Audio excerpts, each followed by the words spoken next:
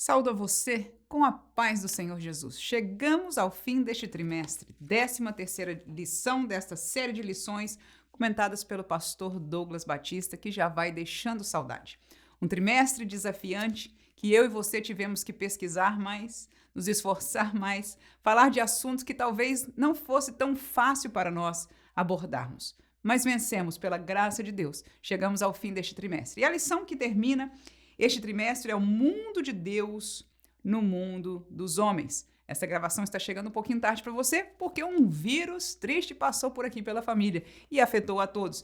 Então, tardamos um pouquinho, mas aqui estamos. E eu estou muito feliz que você está aqui comigo neste dia. Vamos estudar a palavra de Deus, portanto, através da lição de número 13, o mundo de Deus no mundo dos homens. Estaremos, como de costume, em paralelo à nossa revista e comentário, dividindo este estudo em 3 tópicos. Primeiro, o reino de Deus no mundo. Segundo, as bênçãos de uma vida no reino de Deus. E terceiro, os males de uma vida no mundo. Então, esta lição não é muito complicada, mas é algo que, apesar de simples, é muito importante que nós coloquemos estas raízes não só no nosso coração, estando bem firmadas, mas na vida dos nossos alunos. São alguns conceitos, principalmente o segundo e terceiro tópico, que infiltrarão e que devem ser recolocados diante de nós de tempo em tempo, para que não nos esqueçamos as bases da realidade do que é ser de Deus e ser do mundo. Vamos ao primeiro tópico, portanto, o reino de Deus no mundo. Vamos dividir, como de costume também, em 3 subtópicos. Primeiro, sua aparência é simples, mas cresce. Segundo, a sua mensagem é o arrependimento e a conversão. Terceiro, sua virtude, fé e justiça. Ainda que eu vá focar este tópico no Novo Testamento, a realidade é que o reino de Deus, a presença de Deus, a obra de Deus, aquilo que Deus é e faz e implementou através do seu reino, tem estas mesmas virtudes e estas mesmas realidades em toda a história. Mas vamos lá. Primeiro, a sua aparência é simples, mas cresce. Portanto, a aparência, então, do reino de Deus é de simplicidade. Não é de grandiosidade, mas sim de simplicidade. No entanto, apesar da sua aparência ser simples, quase que não alcança nada, a potência, a capacidade e a virtude do reino de Deus é aquilo que garante, aquilo que nós temos visto até hoje. As portas do inferno não poderão contra esta igreja, que é a presença do reino de Deus nessa terra. Vamos aos versículos que nós propomos para você. Lucas capítulo 17, versículo 20, diz o texto: E interrogado pelos fariseus sobre quando havia de vir o reino de Deus, respondeu-lhes e disse: O reino de Deus não vem com aparência exterior. Ora, este reino de Deus, como colocou o comentarista para nós, está se falando do reino espiritual que Jesus veio ensinar sobre ele e instaurar nele, neste período que está desde a sua vinda até o fim desta dispensação, quando a igreja será arrebatada. O reino dos céus, ou um outro reino que nós já conhecemos por nome, por causa do texto do Apocalipse, chamado reino milenial, que é o cumprimento das profecias que no Antigo Testamento o Senhor Deus fez para o povo de Israel, de um reino cujas virtudes são semelhantes a essas que nós vamos estar falando, mas que se trataria de um reino literal, com uma capital aqui na terra, com um rei que pisaria aqui na terra, portanto, Jesus voltará para cumprir esta realidade. Não é deste reino que nós estamos falando. Portanto, neste contexto da lição, nós estamos falando deste reino que Jesus está dizendo aí, que este reino de Deus não vem com uma aparência exterior. E por causa disso, os judeus coçaram a cabeça, porque a maioria das profecias que eles entendiam falar sobre o reino do Messias tratava-se de um reino temporal, de um reino local, de um reino físico. Mas Jesus agora está falando de um reino que não tem aparência exterior, e a prova foi desde o princípio do seu nascimento, na simplicidade da manjedoura. Filhos de Maria e José não nasceram num palácio. Então, a simplicidade da aparência, como disse Jesus, deste reino, não retira em nada o poder da sua essência, pelo contrário. No entanto, é importante nós entendermos que o reino de Deus que está agora entre nós, aleluia, ele não tem uma aparência exterior. E vou dizer mais, ele não pede para ter, pelo contrário, escute, igreja, em nome de Jesus. Há movimentos dentro das nossas denominações que querem fazer das denominações, que querem fazer do evangelicalismo, que querem fazer do pentecostalismo um movimento de aparência exterior, de participação política, de participação filosófica. O reino de Deus, escute, não precisa disso. Deus não precisa disso. Ele não o fez quando estava aqui, podia ter feito. Com Herodes e os demais governantes que estavam no poder na época, ele poderia ter colocado a sua bancada, levantado seus seguidores, com certeza. No entanto, escute esta primeira palavra deste texto: o reino de Deus não vem com aparência exterior. Então, nós não teremos uma bancada de representação, aleluia. Isto não é daquilo que nós aprendemos da palavra de Deus para ser. Não estou de tudo criticando e demolindo aqueles que queiram mais participação, de ter crentes participando ativamente para, enfim, tentar deter alguma coisa do mal. No entanto, eu quero deixar claro, pela Bíblia Sagrada e pelo Espírito Santo de Deus, que eu entendo fala pela palavra de Deus, aleluia, de que o reino de Deus, ele não vem com aparência exterior. Portanto, ele não é identificado, ele não é grande na política nem na filosofia, mas a sua essência, ela sim é transformadora, e ela nós conhecemos pela graça do Senhor. Mateus capítulo 13, versículo 31 e 32 diz: outra parábola lhe propôs dizendo: o reino dos céus é semelhante a um grão de mostarda que um homem, pegando dele, semeou no seu campo, a qual é realmente a menor de todas as sementes, mas crescendo é a maior das plantas e faz-se uma árvore, de sorte que vêm as aves do céu e se aninham no seu ramo. Ora, então, quando alguém perguntou para Jesus a quem o Senhor vai assemelhar então este reino, ele assemelhou à menor das sementes.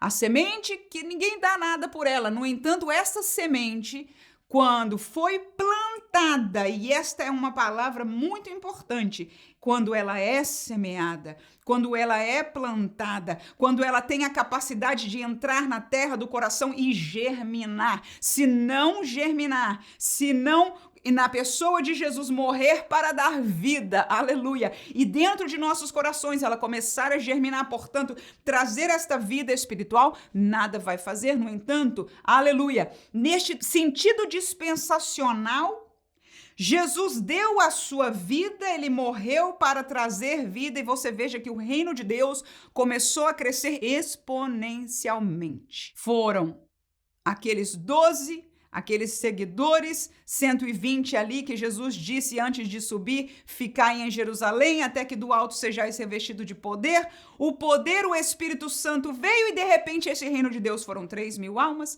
5.000 almas, e o evangelho se espalhou de tal maneira que alguns historiadores dizem na época: vocês são de ontem e os nossos templos já ficaram vazios, templos do paganismo. Por quê? Porque este reino de Deus, este reino espiritual, ele é poderoso. E veja, eles não tinham nenhuma ostentação política. Apesar de que a política da época era pior e põe pior do que aquilo que nenhuma das nossas nações, mesmo você vivendo hoje no Brasil, eu aqui nos Estados Unidos e muitas outras nações ao nosso redor sofrendo, você pode imaginar que Herodes, Nero depois, como foi a realidade romana, cruel. No entanto, esta não era a visão do reino de Deus. E aí está o Senhor dizendo que a menor das sementes, ele não tem aparência, parece que não vai fazer nada, parece que você só está falando de religião, parece que você está falando de mais um Deus, parece que você está falando de uma besteira, aleluia. O problema é que esta besteira, aleluia, não é uma besteira, é a voz de Deus, é a solução de Deus, é o resgate de Deus, é a salvação de Deus. E por esta palavra, o Verbo encarnado vivo veio e estabeleceu este reino que não tem aparência exterior. E você vai lembrar que ele mesmo não tinha aparência nem formosura. Isaías capítulo 53, 2 e 3 diz: porque foi subindo como renovo perante ele, e como raiz de uma terra seca, não tinha parecer nem formosura. E olhando nós para ele, nenhuma beleza víamos para que o desejássemos. Era desprezado, o mais indigno entre os homens de dores, experimentado nos trabalhos, e como um de quem os homens escondiam o rosto, era desprezado. E não fizemos dele caso algum. Esta é a profecia do Messias que haveria de vir e foi cumprida na pessoa de Jesus. Isso mesmo. Ora, então a aparência de Jesus na terra, no seu caminhar, no seu falar, desde o seu nascimento até a maldição da cruz, aleluia, que ele levou pelos nossos pecados, nós não vimos como sociedade humana nada de grande, nenhuma grandeza, nenhuma aparência. Mas esta semente foi ao chão, foi ao piso, foi colocada na terra e ela morreu e ela abriu-se de volta, foi trazida à vida e ao terceiro dia ele ressuscitou para se tornar a primícia dos que dormem. E todo este contexto espiritual, aleluia, é o contexto do reino de Deus, do qual nós fazemos parte dele.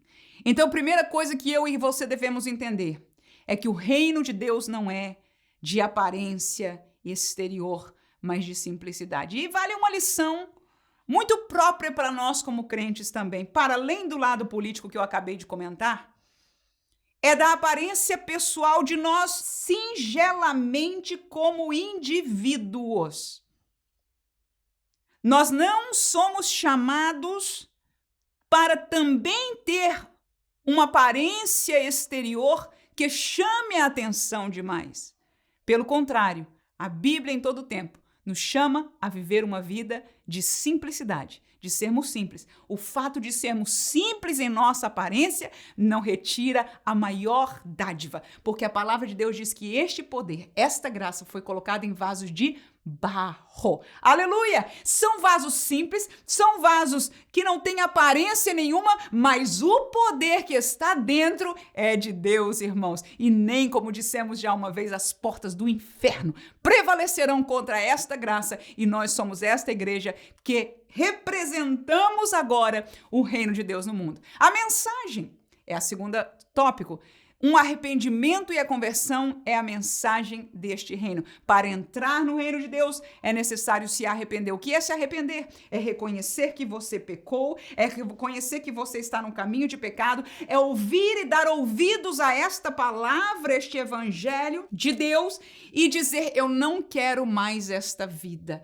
Pelo contrário, eu me arrependo, eu fico triste porque eu fiz tanto mal, eu reconheço que eu pequei contra Deus e eu preciso do perdão de Deus. Isto é o arrependimento. E o que é a conversão? A conversão é aquele que agora está arrependido diz: não caminharei mais por este caminho de pecado.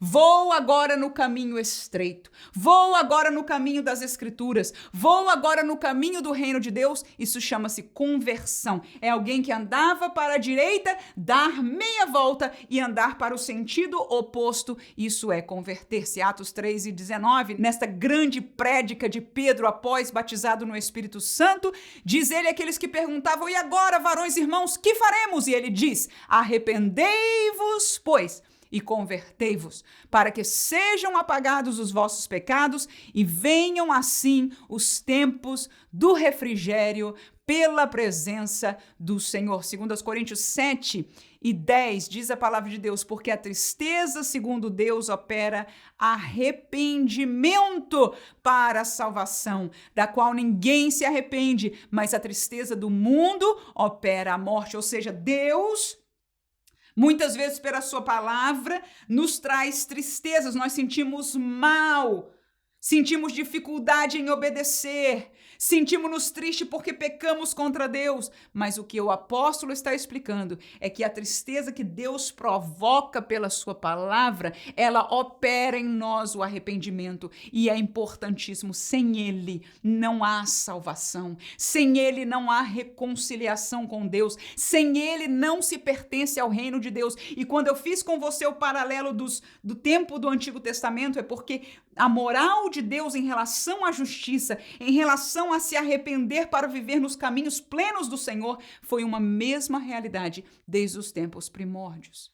Mateus capítulo 3 e versículo 8 diz: produzi, pois, frutos dignos de arrependimento. Por quê? Porque não basta se arrepender, é necessário se converter. E aquele que se converte está andando no caminho contrário. Portanto, se ele produzia frutos na carne, agora ele produz frutos no Espírito. E esta palavra aí de Jesus em Mateus diz: produzir, pois, frutos dignos de arrependimento. Ou seja, se você se arrependeu, então as suas palavras, os seus gestos, o seu sentimento, o fruto que sai de você nas suas ações provam que você se arrependeu. Ou seja, comprovam a sua conversão, mudança de caminho. Vale ressaltar de que esta mudança não é feita mais somente sob o poder nosso de obediência às Escrituras, como foi até o tempo de Jesus,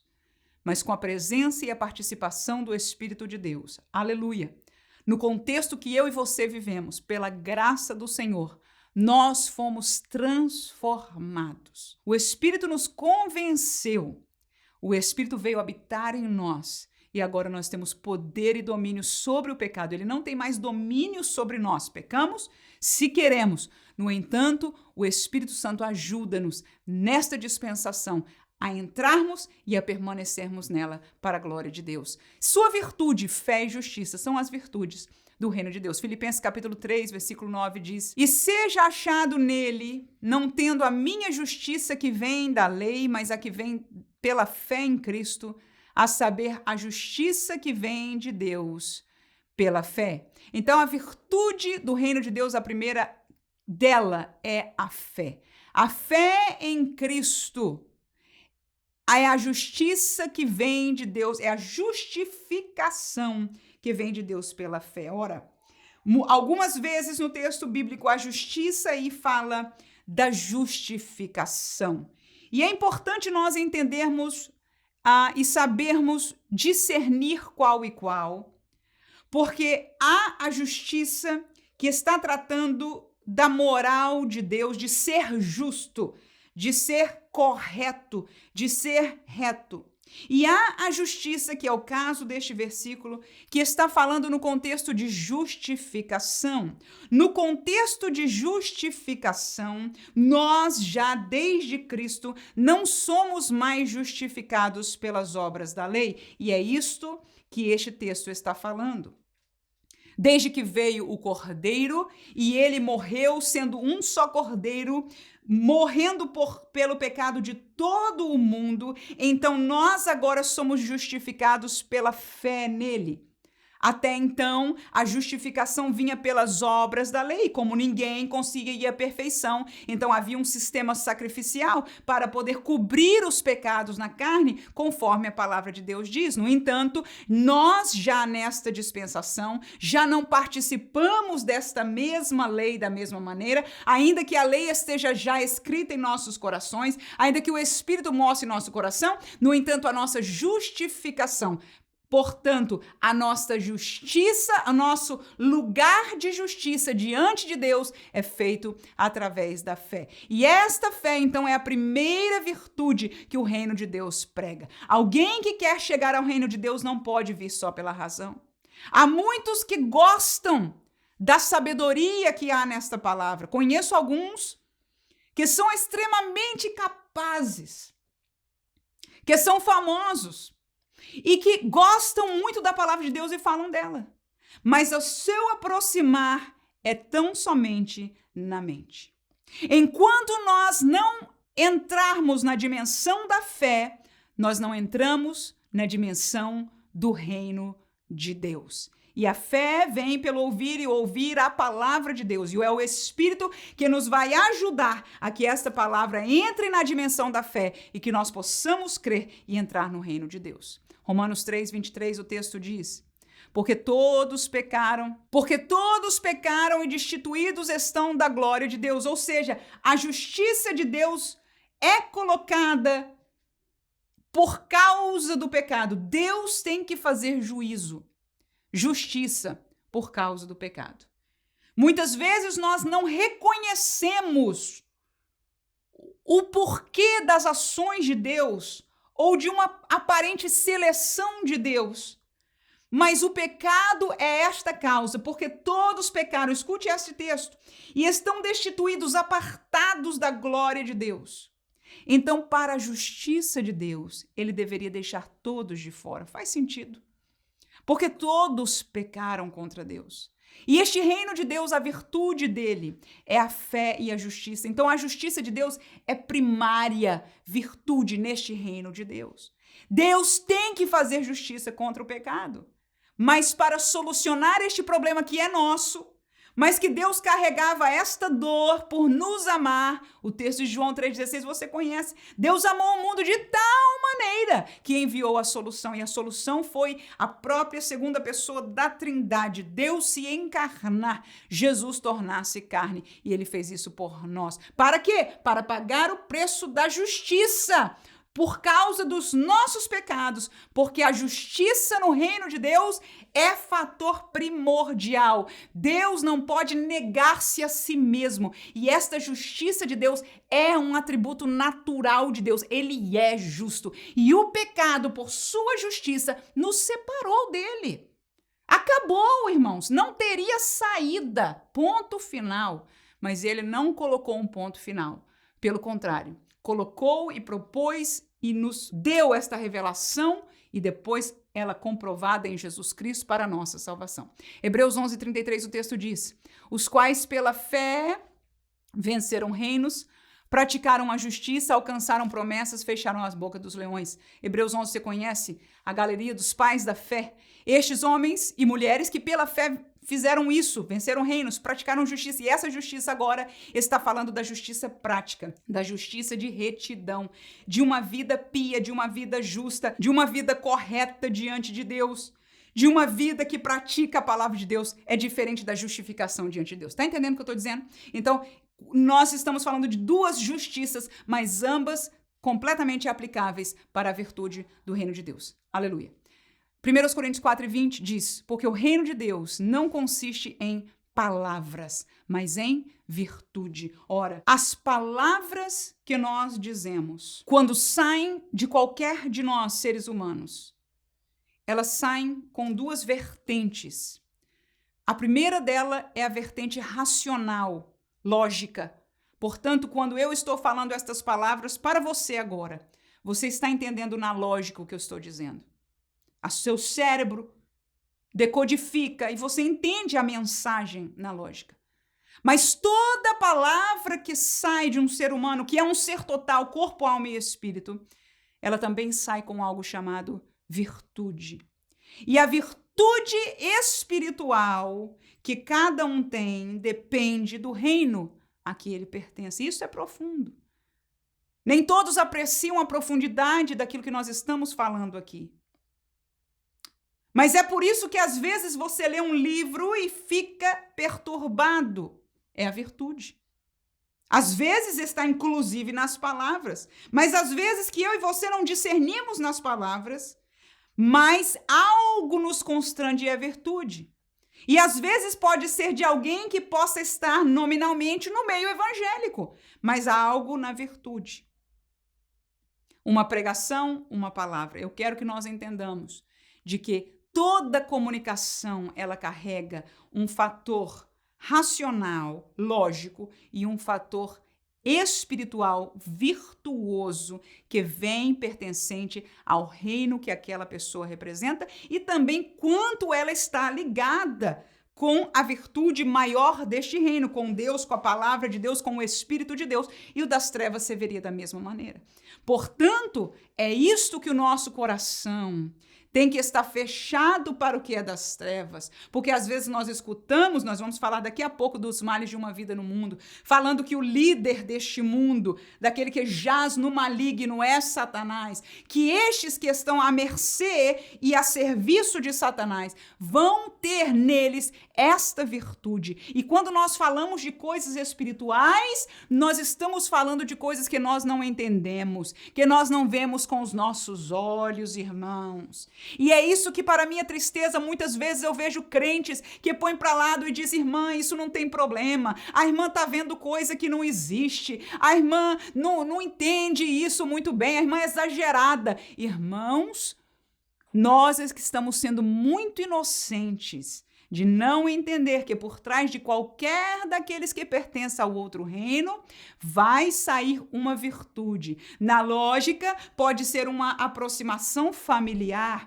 de um pai para com um filho, de um irmão, de um primo para com uma prima, mas a virtude que sai é do reino que aquela pessoa pertence. E isso pode, dependendo de como for usada, trazer uma confrontação à nossa vida. Não é à toa que muitos, depois de uma conversa familiar, entram num processo de depressão. Não sabem o que está acontecendo, não entendem o que está acontecendo. E vou dizer mais, porque estas virtudes são assim, você vai se lembrar de Pedro tendo uma palavra com uma virtude que não era do reino que ele pertencia. Você lembra disso quando ele falou com Jesus uma vez? Jesus disse: olha, me importa que eu vá. E ele estava falando da ida ao Calvário. Eu vou morrer, eu vou ser sacrificado, eu vou padecer, os meus dias estão terminando. E Pedro ficou doido e ele disse: não vou deixar, não deixe que isso aconteça com você. E ele partiu na defesa de Jesus, mas a defesa dele era humana, ele amava Jesus, mas a virtude que estava ali era outra. E Jesus, que conhece e que via, que entendia o reino espiritual, olhou para Pedro e disse: para trás de mim, Satanás. Amém, irmãos? Amém, irmãos? Ora, isto é para nos deixar humildes diante de Deus, porque as coisas espirituais nós não vemos, nós não entendemos. Então precisamos da mercê do Espírito de Deus, que muitas vezes nos alerta, que muitas vezes numa conversa até com algum irmão da igreja, nos constrange de saia desta conversa. E nós, para sermos educados ou para mantermos o bom, enfim, ficamos e saímos manchados, saímos acabados, saímos com uma enfermidade espiritual, porque não demos ouvido àquele que está, que entende, que enxerga o reino, a realidade espiritual, da qual nós somos parte, sendo do reino de Deus, mas não temos o entendimento pleno, não temos a compreensão, não vemos, não tocamos o que é material. Aleluia! Então precisamos crescer no conhecimento das coisas espirituais. Precisamos pedir o batismo no Espírito Santo e não para aí os dons do Espírito Santo. Quem tem o dom do discernimento do Espírito Santo enxerga, entende, sente claramente qual é e de onde vem aquele espírito, aquela virtude. Então nós entendemos que o reino de Deus, como Jesus disse, como Paulo diz aí, não consiste, ele não está preso, ele não funciona só nas palavras, mas em virtude. Claro que Paulo tinha virtude de Deus, mas como é que ele pregava a virtude de Deus? É nas palavras. Ele fala as palavras, mas a virtude vem junto, entende? Mas a consistência, ou seja, Paulo aí indica para nós algo muito importante. O reino de Deus não é filosofia, não é manipulando palavras e conceitos, mas é em virtude de Deus que inspirou esta palavra para nós. Vamos para os dois próximos tópicos que são mais simples, mais importantes de nós revisarmos para nós mesmos e para os nossos alunos. As bênçãos de uma vida no reino de Deus, e eu fiz o paralelo destes dois tópicos escritos com os mesmos subtópicos. Quanto ao pecado, No reino de Deus, nós somos livres. Quanto ao seu líder, no reino de Deus é Cristo. Quanto à eternidade, no reino de Deus é a vida no céu. Romanos 6, 14 e 22 diz, porque o pecado não terá domínio sobre vós, porque não estáis debaixo da lei, mas debaixo da graça. Mas agora libertados do pecado e feitos servos de Deus, tendes o vosso fruto para a santificação e por fim a vida eterna. Então o pecado não tem mais domínio sobre nós. E libertados agora do pecado são as duas palavras que mostram, e claro, há muitos outros textos, que nós ficamos livres do poder, da servidão do pecado. Nós não enxergávamos assim como o mundo não enxerga assim. O mundo diz, eu peco, eu sou livre para fazer o que eu quero. Estudamos nessa série de lições vários deles. Eu sou livre para ser homossexual, eu sou livre para ser transgênero, eu sou livre para ser feminista, eu sou livre para crer no que eu quero, para um evangelho progressista que vocês estão quadrados, e etc, e etc, e etc.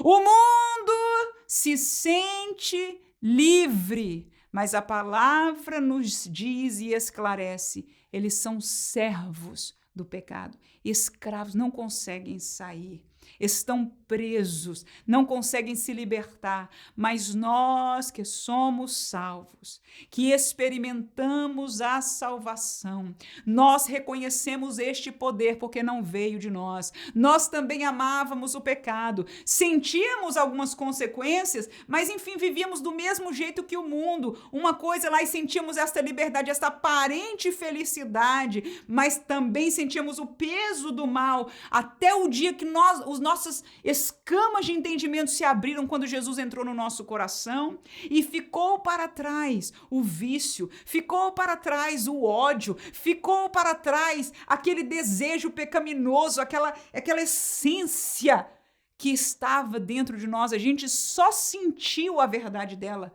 quando a limpeza veio. Quando a casa ficou limpa, cheirosa, arrumada, e a presença de Deus encheu a casa, foi que a gente entendeu quão podre ela estava.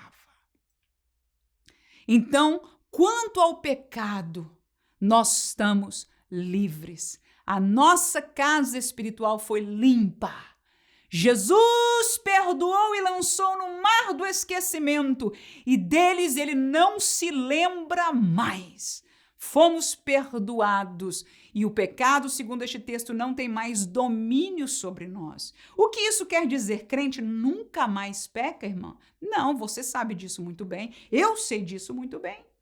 Mas o pecado não tem mais poder dominador, não somos mais servos. Temos autoridade em Deus de dizer não. Agora, quanto mais eu e você alimentamos o Espírito, mais nós vamos fazer uso desta autoridade. E a alimentação do Espírito é pela leitura, instrução e vida na palavra de Deus. Não é falar que lê a Bíblia, é ler a Bíblia. Não é falar que conhece a Deus, é falar com Deus. Quanto mais nós alimentamos, mais teremos autoridade contra o pecado. Ainda assim vai ser luta. O próprio apóstolo Paulo diz, quem me livrará do corpo desta morte? Glória a Jesus. No entanto, ele não tem poder. Nós temos em Deus o poder de dizer não para o pecado.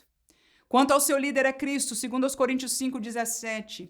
Neste reino, Cristo é o nosso líder. Se alguém está em Cristo, é nova criatura, nova vida. As coisas velhas, olha aí a conversão, já passaram e tudo se fez novo. O último texto que nós deixamos é Colossenses 3:24, sabendo que recebereis do Senhor o galardão da herança, porque a Cristo o Senhor servis. Nós servimos a Cristo o nosso Senhor Adonai, somos servos de Cristo, nosso líder é Cristo, somos discípulos de Cristo, somos seguidores de Cristo, o nosso líder é Cristo, o pastor que nos pastoreia é servo de Cristo. Paulo diz, sede meus imitadores, assim como eu sou de Cristo. Muito importante um líder ter esta ousadia verdadeira, não hipócrita, diante de Deus, de dizer à congregação: vocês podem me imitar,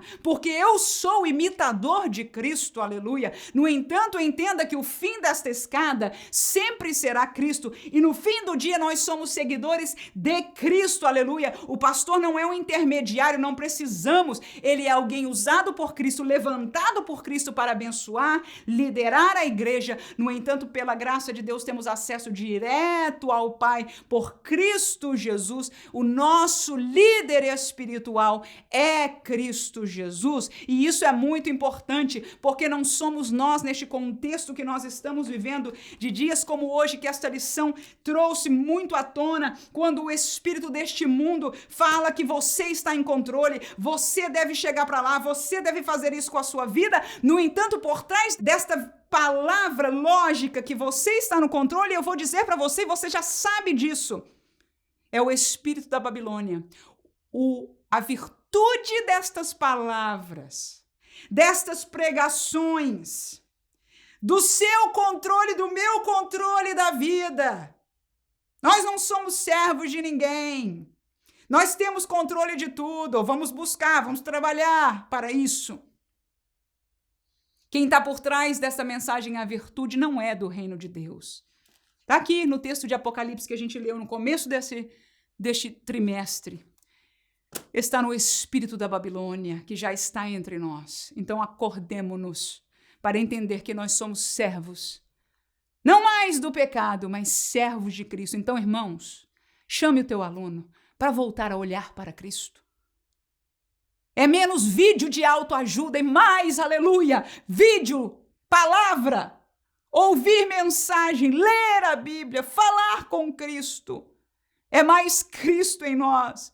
Estamos tão longe da palavra de Deus e por isso nem sabemos mais o que é seguir a Cristo. Mesmo eu e você, se eu te perguntasse o que é seguir a Cristo, talvez ainda tivéssemos alguma... Por quê? Será que está vindo da nossa cabeça ou será que nós lembramos verdadeiramente do que Cristo fez, ensinou e nos mandou fazer?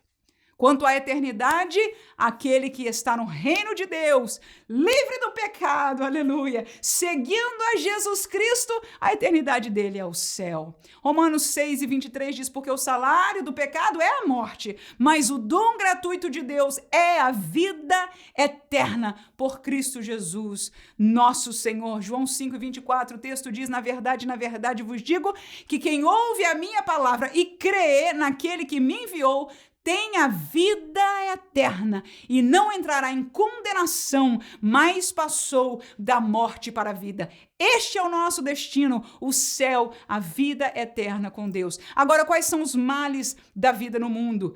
Da vida do outro reino, porque enquanto falamos do reino de Deus no sentido espiritual, escute por favor, no tocante ao mundo espiritual existe um outro reino que a Bíblia nos ensina, o reino das trevas. Só há dois reinos a que se possa pertencer, nós falamos disso a nível de virtude. Agora nós vamos ver esta contradição em todas as áreas. Quanto ao pecado, o reino das trevas ou do mundo são escravos. Quanto ao seu líder, é Satanás. E quanto à eternidade, é a condenação no inferno. Quanto ao pecado, Romanos 6:16, o texto diz: não sabeis vós que a quem vos apresentardes por servos, para lhe obedecer, sois servos daquele a quem obedeceis, ou do pecado para a morte, ou da obediência para a justiça?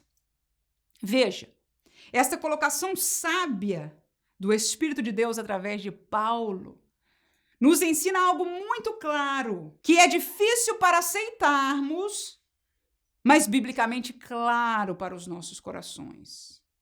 A quem você obedece diariamente? Você é servo dele, ou seja, alguém que volta todo dia para assistir a novela naquela hora é servo dela. Não tem liberdade. Alguém que não pode perder um jogo daquele time é servo dele. Alguém que não consegue deixar aquele vício é servo dele. Aquele que não aguenta aquela tentação na carne é servo dela. Ora, O texto diz: a quem vocês se apresentam por servos para obedecer, ou seja, vocês estão praticando isso? A própria mentira. Enfim, eu podia nomear todos os pecados aqui. Vocês são servos daquele a quem você obedece, ou seja, são escravos do pecado para a morte, que vai levar para a morte eterna, ou da obediência para a justiça. Nós somos servos agora da obediência para a justiça. Amém? Mas no mundo éramos servos do pecado. E esta é uma palavra esclarecedora para nós. João 8,34, o texto diz: respondeu-lhe Jesus: em verdade vos digo que todo aquele que comete pecado é servo do pecado. Esta colocação de Jesus, junto à que lemos de Paulo, junto a outro texto de João mais tarde, e nesta colocação bíblica, está falando de uma permanência no pecado, não de o cometer um pecado. Ou seja, aquele que vive em pecado, ele é servo do pecado, ele é aprisionado no pecado, portanto, ele precisa se arrepender do seu caminho de pecado e entrar no caminho estreito, porque o caminho de pecado, segundo Jesus colocou naquela visualização tão linda para nós, é uma porta larga, um caminho espaçoso, que você pode fazer do jeito que você quer e levar e se comportar como queira. Crente não está caminhando no caminho largo. Crente caminha no caminho estreito, cantando: caminhando eu vou para Canaã, caminhando eu vou para Canaã. Não é assim? Nós caminhamos no caminho estreito felizes, aleluia, porque estamos em Cristo. Mas quem está no mundo, quais são os males da vida do mundo? É que ele é servo do pecado. Às vezes até com muito esforço sai da prisão de um, mas está preso em tantos outros. E às vezes cai no outro. E agora o líder deles, o líder deste mundo, é Satanás, irmãos. Tem gente na igreja que não fala esse nome. Ele não existe. Porque não lê a Bíblia. Não lê a Bíblia. Se você não vê em Gênesis, se você não vê em Jó, aliás, irmãos, na Bíblia inteira. Aleluias! E não é para honrar o demônio, mas é para conhecer a verdade que Deus revelou para nós. Porque a honra e a glória e o poder e o domínio pertencem a Deus. Mas Satanás existe, irmãos. E ele está liderando o mundo, irmãos. E o espírito da Babilônia, que você vai ver guerra e confrontação lá em Apocalipse, irmãos, está a participação dele e a sua trindade, da besta, do falso profeta e o dragão, que é ele mesmo. E ainda tem crente que quer dizer isso não existe, não estava. Onde que nós estamos? Que Bíblia é que nós estamos lendo, por favor? Eu sei, não estamos. E este é o problema. 1 João 3,8, o texto diz: quem pratica o pecado é do diabo, porque o diabo vive pecando desde o princípio. Para isso o Filho de Deus se manifestou, para desfazer as obras do diabo. Tá aí, irmãos. Então o que é ser no mundo? É praticar o pecado, e quem pratica do pecado é do diabo. O que Jesus, na palavra de Deus, o texto de Deus dado a João aí quer dizer, irmãos? Pertence a seguidor. É o reino das trevas, é o que nós vamos ler no texto seguinte, Atos 26 e 18.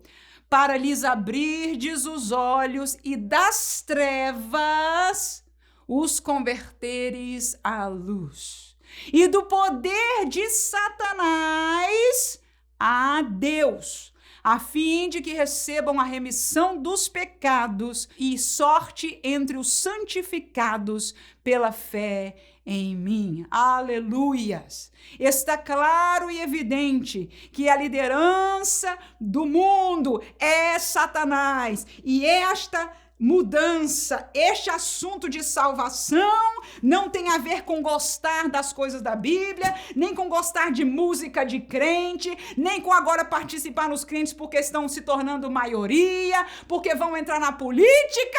Que o sangue de Jesus nos cubra.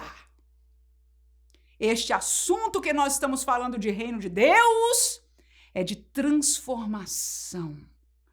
é de transposição, como este versículo fala, de sair das trevas e converter-se à luz. Há um outro texto que fala da transposição de um reino, das trevas ao reino da luz.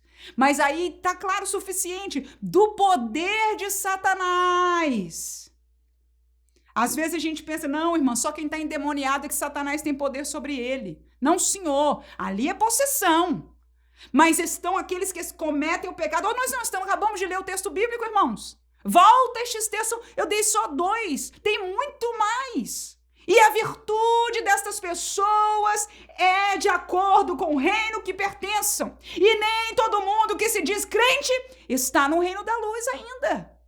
Precisamos pregar, precisamos ensinar, precisamos viver, precisamos ter uma igreja cheia do Espírito Santo, aonde ainda exista a profecia santa de Deus que exponha para que se arrependam e venham e sejam transportados e saiam do poder de Satanás a Deus. Oh, só quem entende quando nós olhamos para as pessoas que vivem debaixo de Satanás, que prisão horrorosa. Satanás só vem roubar, matar, destruir, quer o mal, é terrível, irmãos. Bom é viver com Deus, que vida linda. A gente sofre, a gente trabalha, a gente até passa alguma necessidade, mas é feliz, é lindo, é de luz, é de paz, é de esperança. Oh, é o reino de Deus. No reino de Deus está Paulo e Silas naquela prisão amarrados, com o corpo dilacerado. Por quê? Porque estavam pregando o evangelho. Mas à meia-noite se ouve. Aleluia!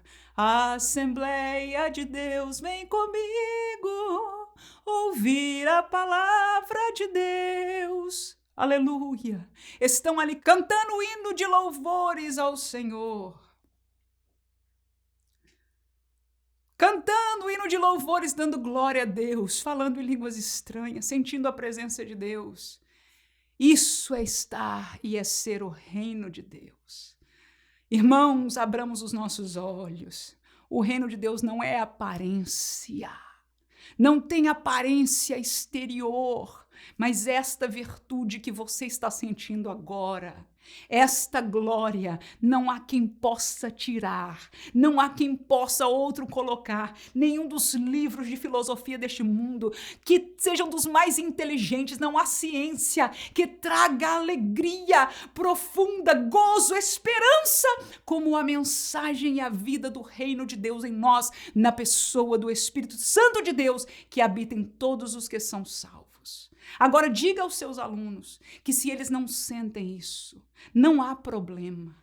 Que se eles creem que aquilo que você está falando e sentindo é de Deus, faça uma oração nesta classe.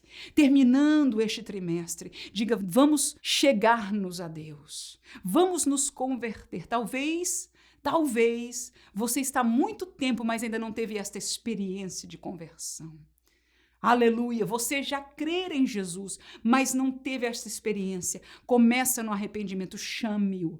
Porque se ele não teve, está ainda na vida de pecado. Aleluia. A palavra que você ensinou neste contexto aqui já o confrontou, já a confrontou. Não foi você, foi o Espírito. Então não perca, se Deus te dirigir, a oportunidade. Digo, eu quero orar com você neste dia.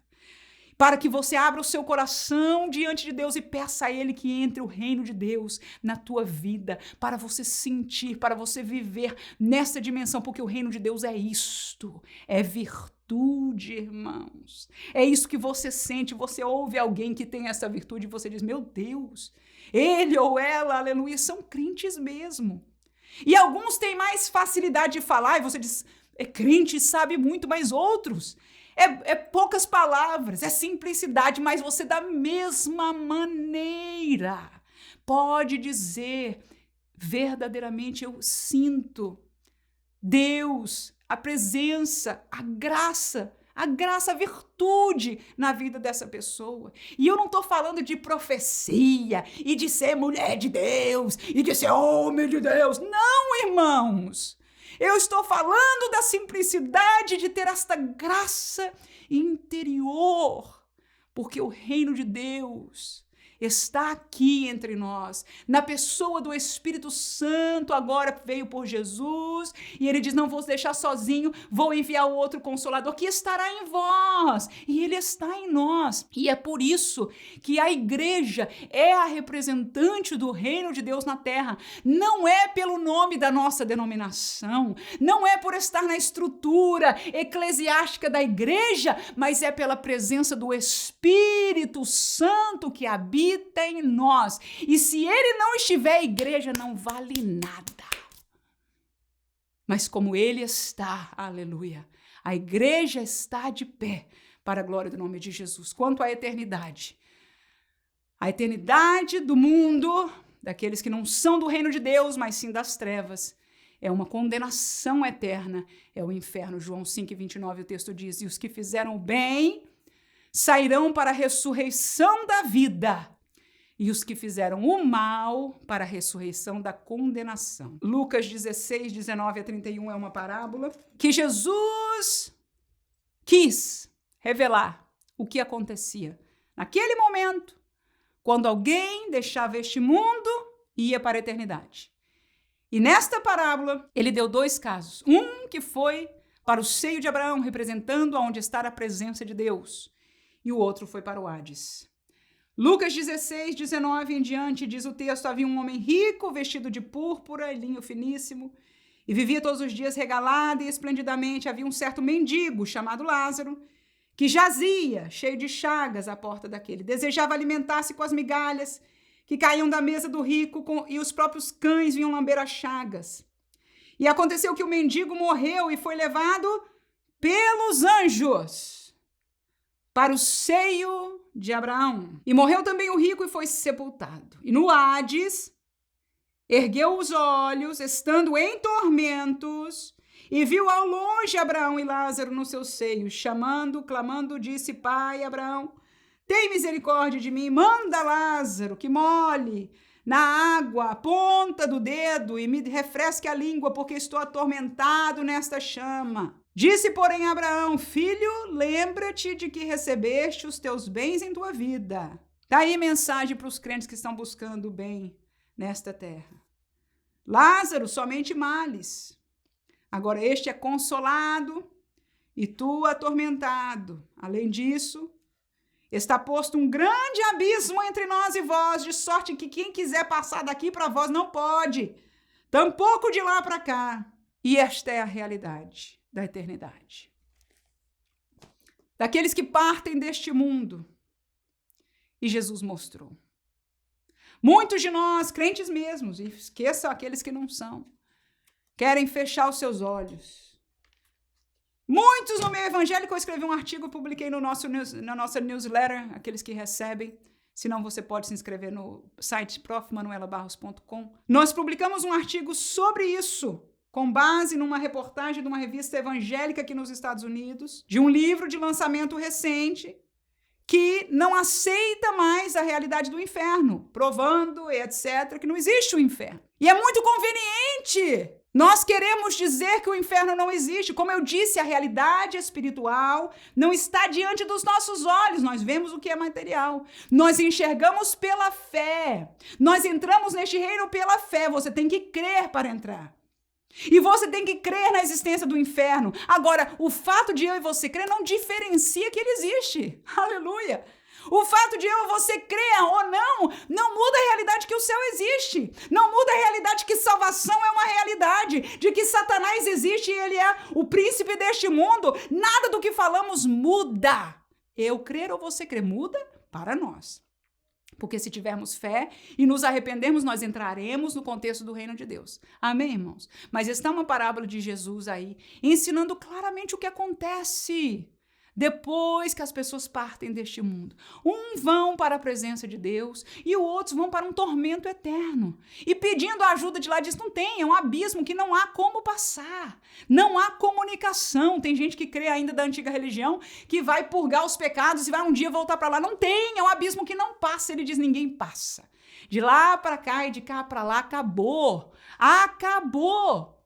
Então é uma verdade simples, mas bíblica. E é uma verdade. Que Deus te use com graça, sabedoria, Eu fiz aquilo que o meu coração e o meu conhecimento e o Espírito Santo nos permitiu aqui passando para você. Mas amanhã ou depois é você diante de uma classe, diante talvez de alguém da sua família, que Deus possa te usar. Você tem os versículos nas mãos e o Espírito de Deus no seu coração e a palavra de Deus também consigo. Que Deus te use para a glória do seu nome e até o trimestre que vem. Antes disso, a nossa live no sábado, 21 horas, aqui no nosso canal. Deus abençoe você, em nome de Jesus. Amém.